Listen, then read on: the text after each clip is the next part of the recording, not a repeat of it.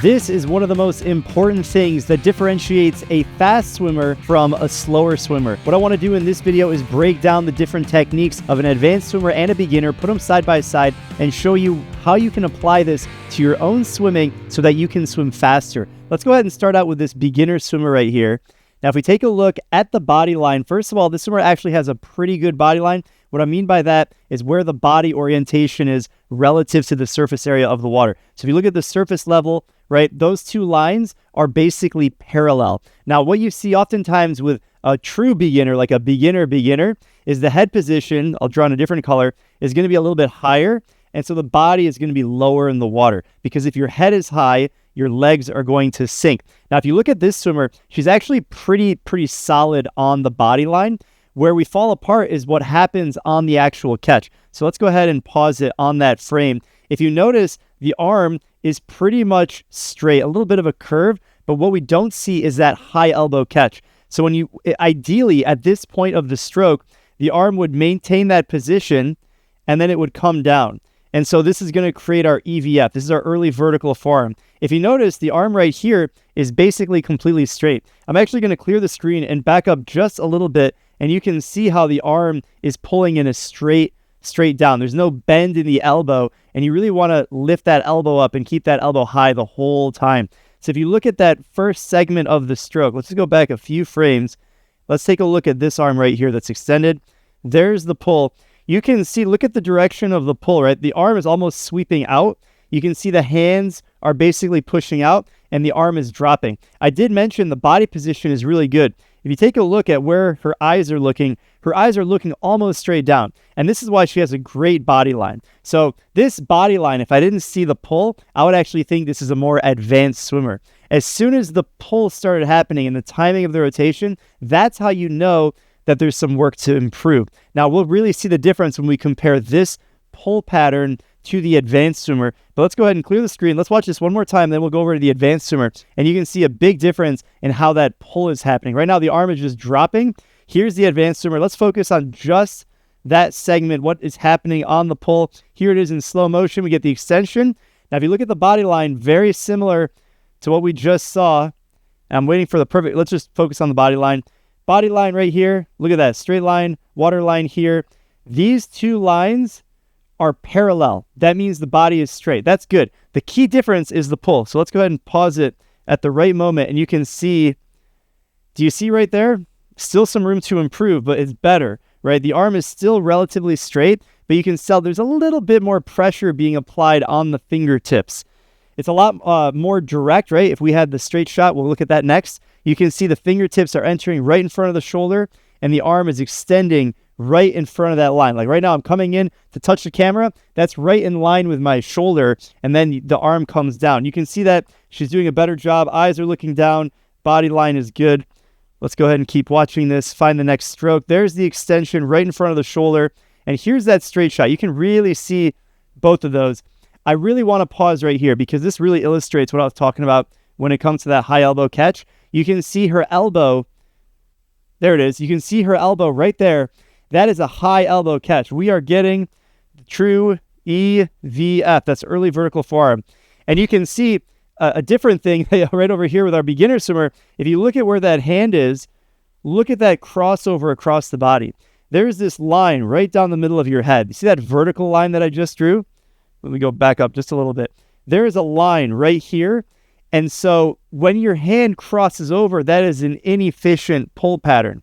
You see her fingertips are really crossing over the body. What that's basically going to do is you're going to swim in sort of like a worm.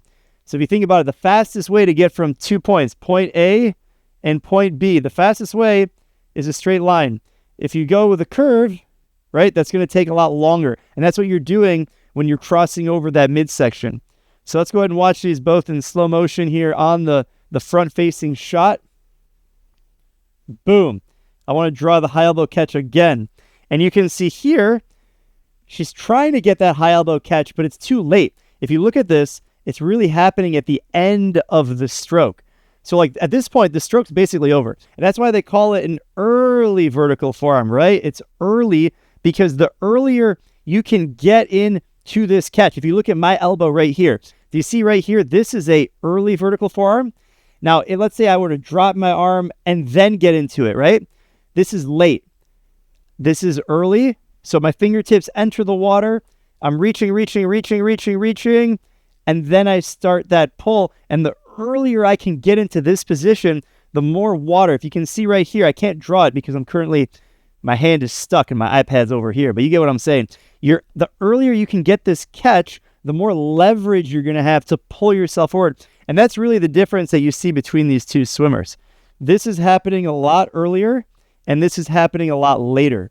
I do like how she did get into this high elbow. It's just happening a little bit later in the stroke. The fingertips need to dig in. And if you're thinking, well, okay, well, how do I fix that? If I look like this, or if I look like that over there, what can you do about that? And really, there's a few things. You want to focus on getting that catch, teaching your body how to pull with your forearm. And the way that you can pull with your forearm is, I love fist drill, right? You take out your hands, you make your hands smaller, really forces you to get that catch. Let's watch a few different angles here. There it is in slow motion. You can see how that high elbow catch, there's no crossover. Here's the turn. Oh boy, here's the turn. Here's the turn and flip, streamline, push. You can see the advanced swimmer comes into the turn a lot more confidence, a lot more continuous motion. Also, I just want you guys to pay attention how much splash is going on each side.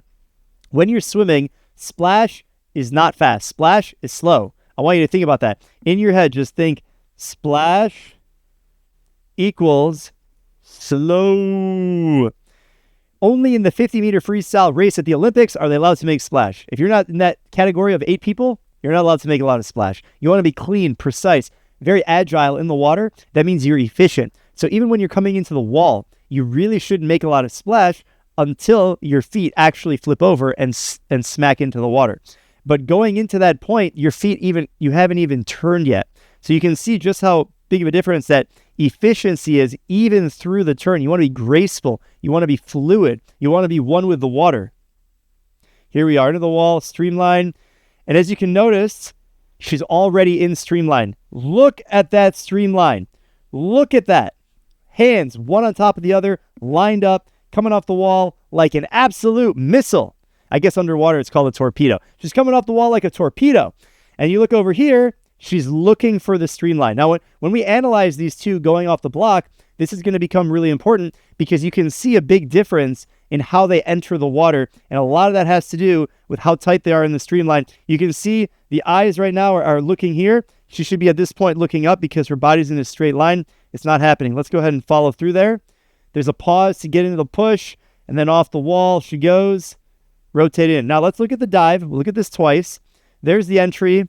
Let's go ahead and pause this on the entry. So going off the wall, there's a couple things, or not the wall, going off the block, a couple things you can actually notice in this stroke. What I want to do is I want to pause it right as they're entering the water. That's really important. So you can see the streamline of the advanced swimmer. Look at how tight that line is. And not just the upper body, you can see how tight she is all the way from her fingertips. Whoopsie. You can see how tight she is all the way from her fingertips into the rest of her body. It's all tight, really tight. If you look at the beginner swimmer, she's not as tight. If you look at that, there's a gap between her hands. Your head should be on the other side of your arms because your arms are straight. Your elbows are locked out. You see the difference? Look at my arm now and look at my arm now. It actually, even if you can't like hyperextend your elbow, just trying to get that straight arm, and your head should basically be underneath both of your arms, and that extends through the rest of the body. So let's go ahead and watch the entry now. There they are under the water. Now it's a little tough to see, but I'm actually going to get out of the way. There is a lot happening here. I want you guys to pay attention to this. So if you look here, look how clean that entry is.